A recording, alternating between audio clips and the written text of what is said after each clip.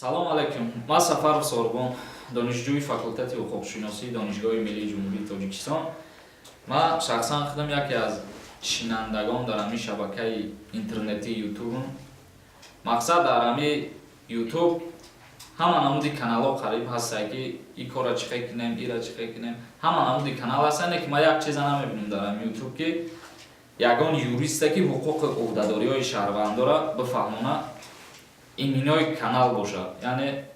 ҳамин дар бораи ҳуқуқ бошад, фақат бифаҳмона ҳамин чиза намебинам. Ба ҳамин хотир мо як канал ташкил кардем бо номи Юрист TJ. Шумо метавонед ҳамин канали мо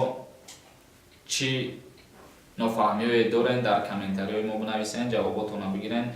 Ба чӣ намефаҳмидаги мо мефаҳмонем дар шумо, агар ки нафаҳмидем бо мепурсем. Мақсад мо дар ҳамин мақомот дорем калонтаромон ҳамаш дар ҳамин мақомотҳо ҳастанд, сабед мегирем, бо дарс мегирем ва ё чизоеро ки нафаҳмидем ба шумо ҳатман пешкаш мекунем, мефаҳмонем. аз сабабе ки мо ягон барнома ташкил кардагӣ набудем, комментари мо набуд, якон барномаро мо худмон интихоб кардем. чӣ хеле ки замин мебинем дар ҷомеаи ҳозира муроҷиат ба суду прокуратура, вайроншавии оила, супоридани алимент. Мақсад мавзӯъ дар бораи оила ҳамин чиз ба чашм бисёр мерасад. Мо хостем ки ҳамира кӯтоҳ карда ба ҳамаи шумо бифаҳмонем ки дар ҳамин ҳолатҳо шумо чӣ ҳуқуқи уҳдадориҳо дорем, бояд чӣ кор кунем, ки ҷо бирем. Якумин мавзӯи мо дар бораи оила сар мекунем аввал бастани акди никоҳ, яъне ЗАГС кардан. Ба тарзи фаҳмотар бигирем, бисёриҳо ЗАГС гуфта мефаҳманд ҳамин чиза. Акди никоҳ яъне ки ЗАГС дар мақомотҳои давлатии сабти аснотии ҳолати шаҳрвандӣ ба қайд гирифта мешавад, яъне ки ЗАГСхонаҳода ба қайд мегиранд ҳамин чиза. Киҳо ҳаққи бастани акди никоҳа доранд? Шахсоне ки ба 18 солагӣ расиданд, яъне шахсони ба синни балоғат расиданд. Киҳо ҳуқуқи бастани акди никоҳа надоранд? Ҳамун шахсое ки суд ба ваё ба тарзи фаҳмо бигем агар справкаи касали рӯҳӣ додагиад, ки мақсад ҳамин одам касали рӯҳия, ҳамун одамон наметавонанд ки акди никоҳ кунанд, яъне оиладорӣ кунанд. Бо шахсое ки нашъаманданд, ба нашъаҷалобӣ саркор мекунанд, ва одам қонун иҷоза додагӣ нест ки мақсад ЗАГС кунанд, никоҳ кунанд, зан бигиранд. ҳана бо шахсоеда мумкин нест ки камақланд, носолиманд, ақлшон кам кор мекунад, ва одам духтур справка додагиа, суд решение бировардагиа. ҳамин шахсода вообще мумкин нест. Бо шахсоеда мумкин нест ки ба синни балоғат, яъне болиғ шидагӣ нестанд. ин чиз қонун дам аст ки мумкин нест ҳамин шахсода ЗАГС кардан. дар баъзе ҳолатҳои зерин ба синни балоғат нарасида метавонанд ки якдигарша бигиранд, яъне ки ЗАГС кунанд, тӯй кунанд. анаоз дар кадом ҳолата мегӯм? Мақсад духтаре ки шароит надоранд, падару модару шароити ӯро нигоҳ кардан надоранд, ай уҳдаи духтар намебироянд, хона ва дар надоранд, метавонанд ки ба суд муроҷиат кунанд. аммо бачае ки ӯро ҳамчун зан дар худаш қабул кардани оянда метавонад ки ба суд муроҷиат кунад, бигӯяд мисол ариза бинависа фалон фалон одам ама гирифтанiem, вай 16 сола оли ба балоғат нашида, мақсад 18 сола нашида. ҳамира ма бояд бигирам, падару модараш шароит надоранд нигоҳш кунанд, хона ва дар надоранд. дар ин ҳолат суд муқаррар мекунад, тафтиш мекунад бачара. ҷои кор дошта боша, агар соҳиби хона ва дар боша, ай уҳдаи нигоҳубини ҳамин духтар ки бибирояд, дар ин ҳолат ба тариқи ариза пешниҳод кардани бача метавонанд ки аз синни 16 солагӣ ЗАГС кунанд, яъне ки тӯй кунанд бигиранд. дар ҳамин ҳолат тоқа мумкин ай ноболиға гирифтан. дигар дар ягон ҳолат қонун муқаррар кардагӣ нест ин чиза.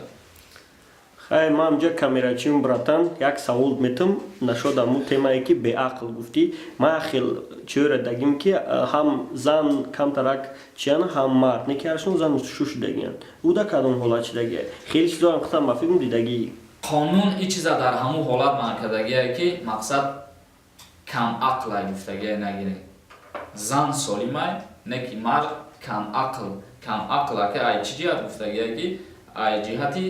нашъамандишу камақл мешавад, ё ки ягати спирт, нӯшокиҳои спиртӣ нӯшиданаш, ай ҳамин ҷиҳат мумкин нест. ана дар ҳолатҳое ки модарзод ва ягон маъюб мебирояд ё носолим мебирояд, дар ин ҳолатҳо ҳастанд ду тарафе ки ба якдигараш турӣ мегирад. қонун мумкин аст ёра не мисол ҳастай ку хая ки камтар грубиш мегирем меган ку девонаан аму девонаиш девонаро мегира ку не хеле қонун хеле шидаги ҳастай урз нашуд ғайриқонунияна қонун муқаррар накарда ки девонаро ба занин бигира мақсад барои ӯ ҷои махсус ҳастай ки ӯро табобат кунад ақаллан бар як сатҳи саломатишон агар беҳтар бигарда мумкина айқи девонаро мумкин нест ана дальше мерем дар бораи бо чӣ ба чашм мисол мерасад вайроншавии оилаҳо ки бисёр муроҷиат мекунанд аз споридани алимент дасткашӣ мекунанд ана вайроншавии оила вақте ки ду оила зиндагӣ мекунанд ва якдигар ҷудо шуданиам ба киҷо муроҷиат мекунанд албатта ки мераванд аму ҷои акти никоҳ яъне ки ЗАГС мераванд ариза пешниҳод мекунанд ариза пешниҳод ки карданд дар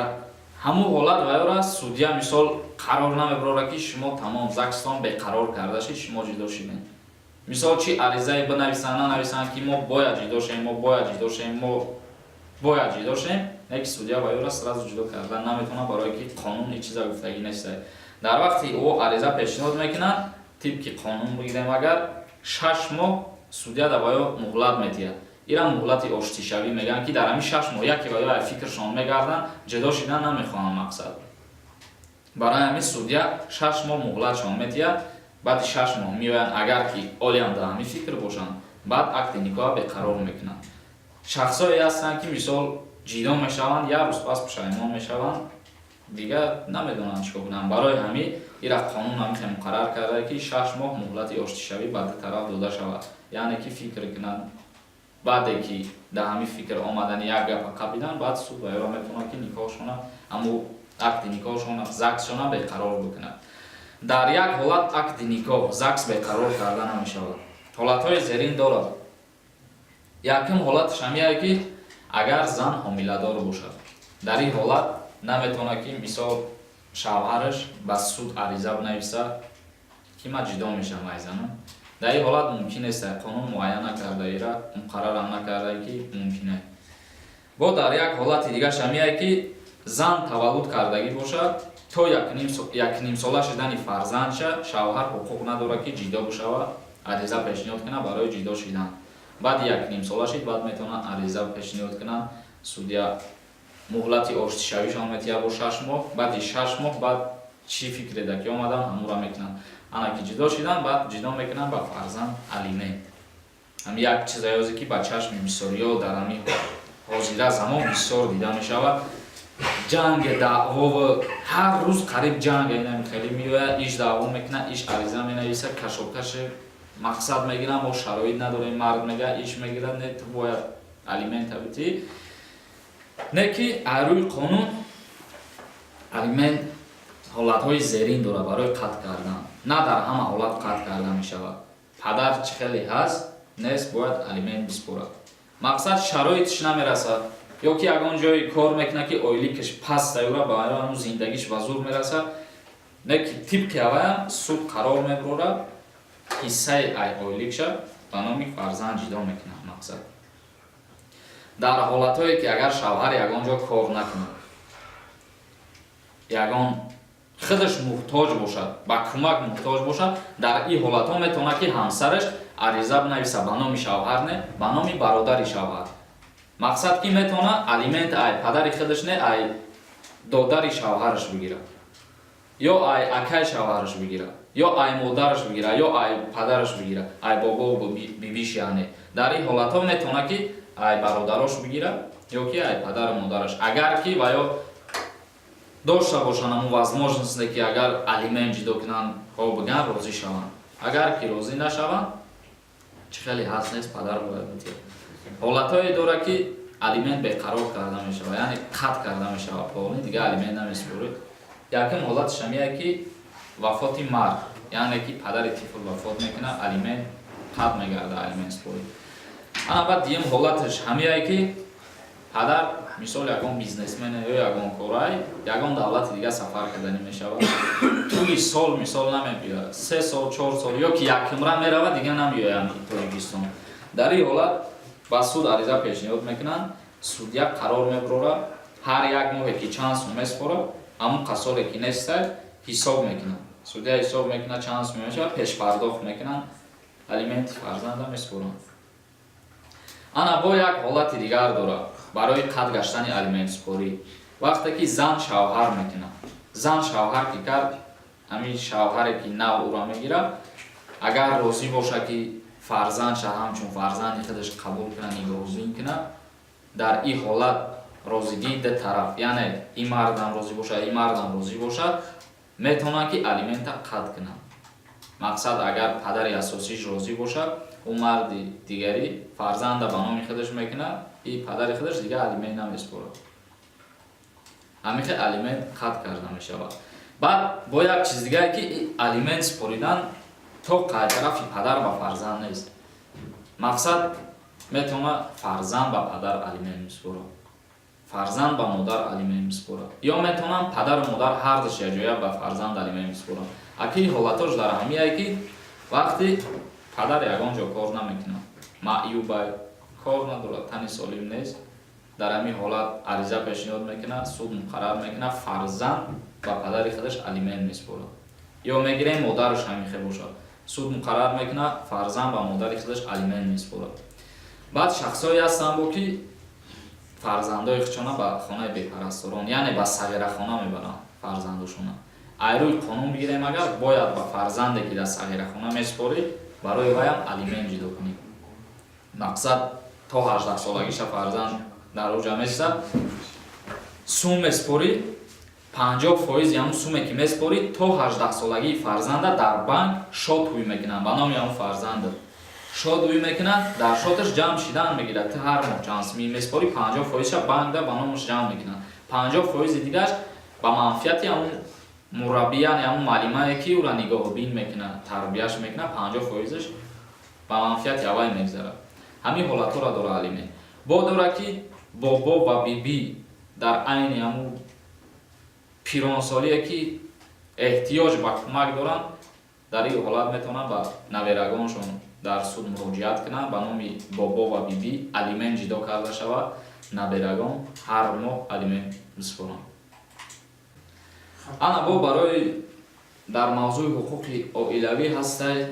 درخواست ها و عریضه های شهروندان بسیار دیده می شود همین چیزا میراث خوری میگن مقصد میراث میتین این چیز به نهایت پرابلم های وسیع داره مقصد اکا و دادرش با یکدیگرش جنگ میکنن شپ و شاب میکنن فرزند با فرزند شپ و شاب میکنن زن شپ و شاب میکنن مقصد که برای مال و ملک همه جنگ میکنن با یکدیگرش همین چیزا قانون وسیع کرده بسیار خشوع فهماندگیه درباره میراث میراث کی با کی میتونه بمونه یعنی که پدر میتونه با فرزندان خودش بمونه پدر میتونه با همسر خودش یعنی که شو با زن خودش میراث بمونه انا حالت هسته که مقصد کلانتر همون پدر وفات میکنه میراث باید یک از داده بشود در یک عائله چند نفرن مثال زن و مرد که فرزند شد عائله کلانن یکی او وفات کرد در این حالت عریضه نویسیشان سر می شود ایش میگه ما صاحب میراث میشم ایش میگه ما صاحب میراث میشم ایش میگه ما صاحب میراث میشم اگر ایروی قانون بگیریم در همینجا قانون یک چیز مقرر کرده که میراث ای همو آدم میشود که فرزندی خوردی همون مرده یعنی که فرزندی خوردی همون خانه نه اینکه فرزندی کلانی در حالتی که فرزندی خورد نداشته باشد مقصد همه فرزنداش با باید رسیدگی صاحب زندگی خودشان باشد در این حالت میتونن با سود مراجعت کنن روی قانون سود برای همش یک خیل جدا میکنن مقصد ده کس باشن 50% دهیش 50% دهیش این خیلی که 60% ده و 40%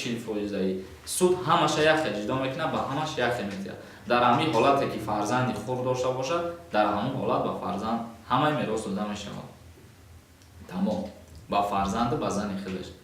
انا این حالتایش که همش با وایه رسیدگیان یاده با همش برابر داده می شود میراث خیلی بود برنامه یکمی ما برای که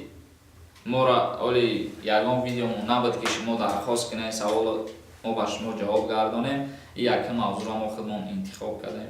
дар бораи ҳуқуқи оила буд. Инҷа гап бисёре дар бораш чанд ха гап зани гап тамом намешавад. Мо кӯтоҳ карда ҳамун чизе ки дар корай бояд ҳамун чиза бидонем, ҳамун чиза дар шумо фаҳмондем. Ин мавзӯъ сар карда метавонед шумо дар комментарияи ҳамин видео саволотона бинависен. Мо нигоҳ мекунем кадом саволе ки бисёр боша ҳамон мавзӯъра якум пешкаши шумо мегардонем.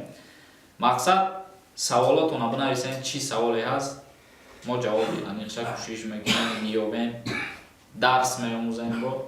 ҷавоб мегардонем ба шумо. Номи канали мо буд Юрист TJ, бо шумо буд Сафаров Сорбон.